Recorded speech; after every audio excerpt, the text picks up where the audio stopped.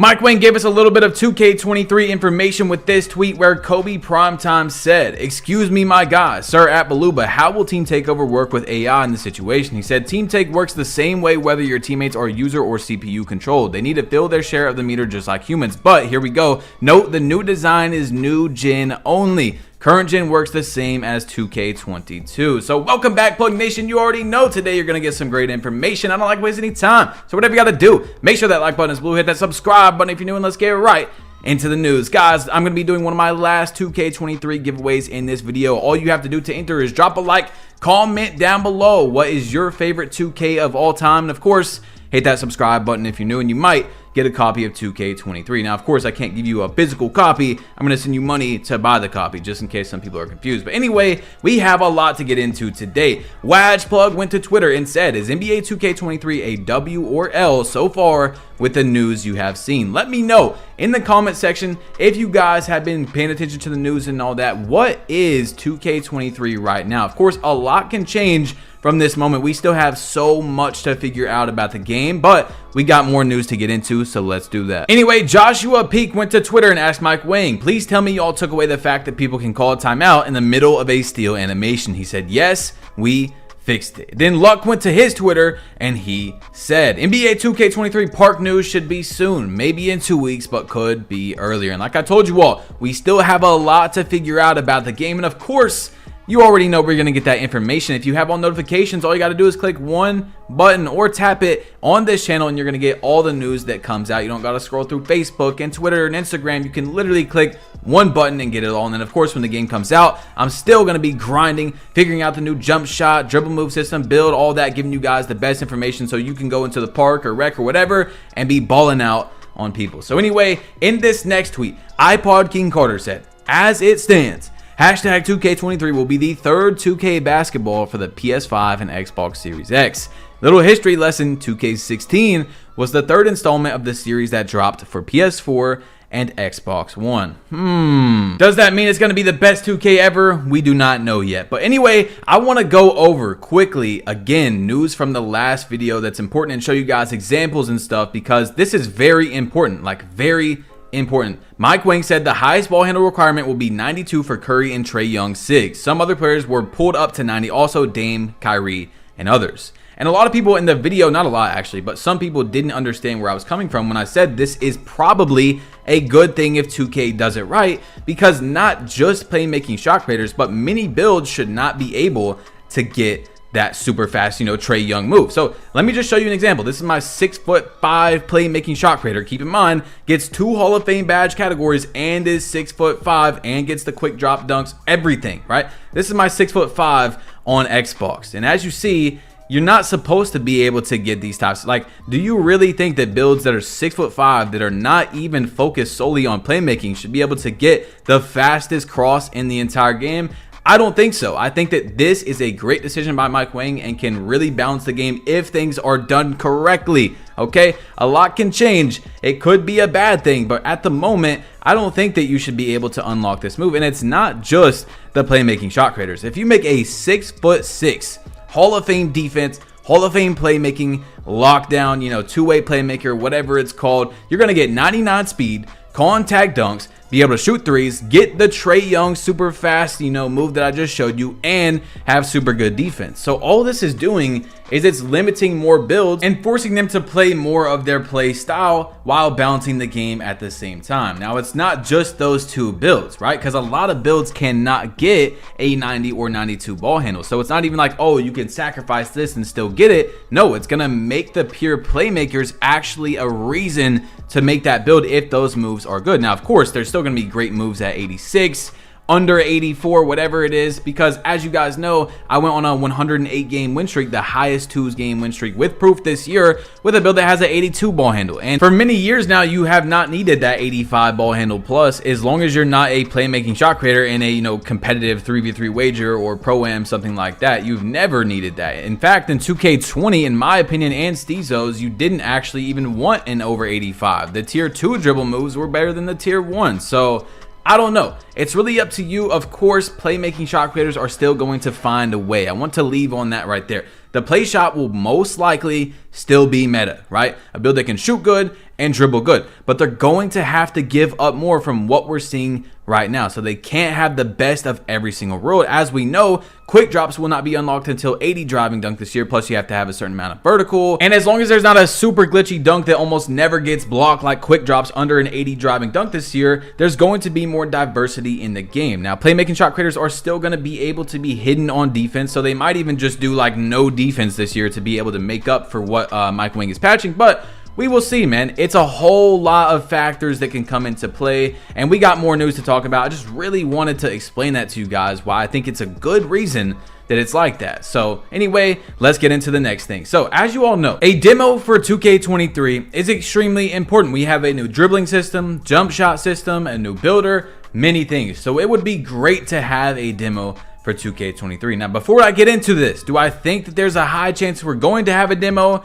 No, but that doesn't necessarily mean there isn't going to be a demo. I've seen some people say, oh, they would have announced it already. Well, back in 2K21, the last demo that we had, they announced it on August 13th, 2020. Of course, they can't announce that right now because it's the weekend, and in 2020, August 13th was on a Thursday. So I believe that if we do get a demo, it's going to be announced this week. And even if it's not, 2K's schedule is kind of weird. I went back and tried to figure out when they announced the demo for 2K20, and this is the best I could get. I think it was July 25th, 2019. So they went from July 25th to August 13th or whatever. They might even push it to August 25th or something. So there's still hope that there's a demo, but I don't want you guys to think, oh, there is going to be a demo, or hey, there's just not going to be one, because that's not necessarily true. 2K has a weird news schedule, and they actually seem to be moving it further and further to when the game comes out before they announce the demo from previous years. So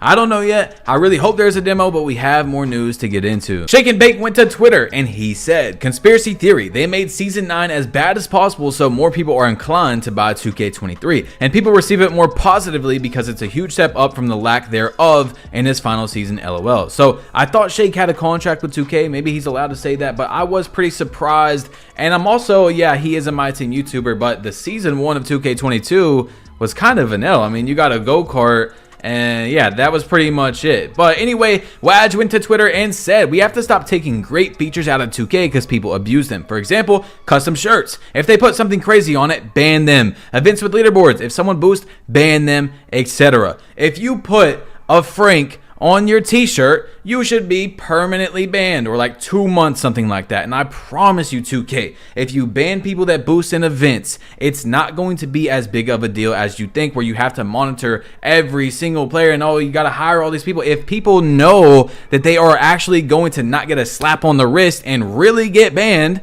then they're not going to do it as much. You see what I'm saying? If a criminal knows that if he robs a bank, he's going to go to jail for 20 years, well, you're going to have less people robbing banks. You see what I'm saying? So it's all about putting fear into people that are doing the wrong thing. We should not just lose out on features because someone's going to put some meat on their t-shirt, or, you know, a girl with her cheeks out. But I don't know. That's just my opinion, okay? Ban them. Get rid of them. And then I guarantee you, you're going to see a lot less of it, and you won't have to take as much action as you think. But Juice Man went to Twitter and replied to me and said, I think the custom shirts were taken out because of people using Gucci and Louis designs that got 2K in trouble behind the scenes. I don't know. I could be wrong. Leaderboards definitely need to come back at the park. That was a fire feature. And Power said unlikely because the images are still usable in Pro-Am and My Team. So I don't know, maybe we will never figure out the real reason why it's taken out of park, but it just doesn't make a lot of sense to me because they did it in 18, 19, 20, brought it back in 22. Don't you think the first year that they did it, they would have faced huge issues and never brought it back? I don't know. That's what it would seem like to me. It wouldn't take years and years for someone to figure that out and then sue 2K or whatever. So I don't know.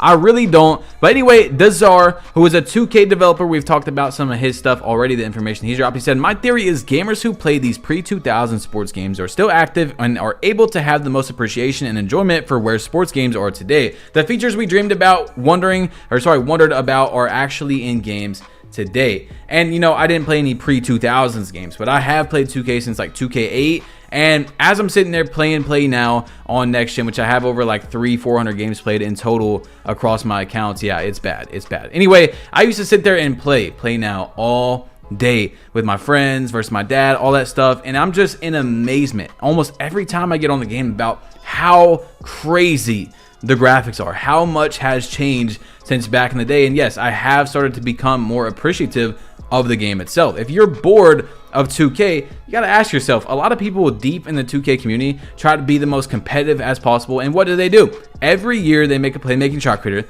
They have on the best drill moves, best jump shot, best badges, do the same play style in the same spot every year, the entire game, the whole 12 months, and they wonder why they're bored. They wonder why they hate the game. Switch it up, try different play styles. And if you've done that and you still don't like the game, well, then I would take your opinion as valid. But if you do the exact same thing every year, of course you're not going to like the game. Duh. I don't think there's any game where you can do the exact same thing 5 years in a row and still enjoy it a month or two after the game comes out. Like, you're going to get bored. Anyway, I want to go back over the 92 ball handle requirement for those dribble moves that Mike Wing said, and 90, because a lot of people, I just really want people to understand what is going on. So if you have a playmaking shot creator in the 2K22 current gen builder right now, I went and looked, and you have to make a build 6 foot tall as a playmaking shot creator and like lower the wingspan to be able to get a 92 ball handle right away on the build. Of course, you know, you can hit 6'1", 6'2", and then hit 99, all that type of stuff, but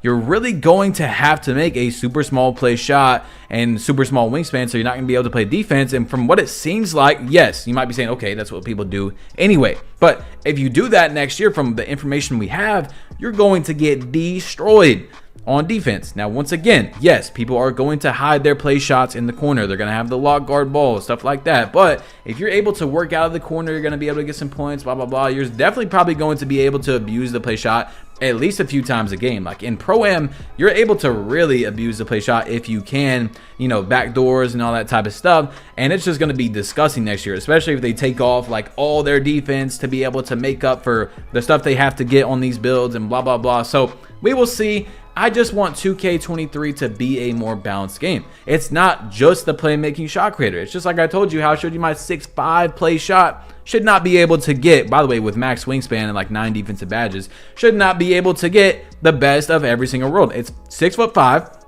maximum wingspan, able to get the quick drops and park dunks, which you don't need anything past that, as I've told you guys all year. Of course, Hall of Fame shooting badges, Hall of Fame playmaking, get the Trae Young move, and have good defense with the max wingspan 6'5". Like, no, you shouldn't be able to do that. Just like if you are a 6'6" or 6'5" two-way playmaker, you shouldn't be able to shoot threes, have Hall of Fame playmaking, have Hall of Fame defense, get contact dunks. You know, it's gonna be more balanced all around from what we see right now if 2K does it right. There is, of course, a chance that 2K can do this wrong, and they might change it. You know, if it's wrong, they might change it, but I don't know. I just wanted to give you guys all the info. I think that it is actually very good for the game. We will just have to see. Anyway, drop a like if you haven't yet. Hit that subscribe button. Click one of these two videos. Click one of these two right here. If you haven't seen all the news recently, it's just been every day. News, news, news. So catch up on my videos because there is just news in every single video. Mike Wing has been going crazy. Click one of these two videos and, of course, turn on notifications so you only have to click or tap one button to see all the news when it comes out because it's about to go crazy and I'm out. Still, you are not clicking one of these two videos. Click them. Stop listening to me and I'm out. Peace.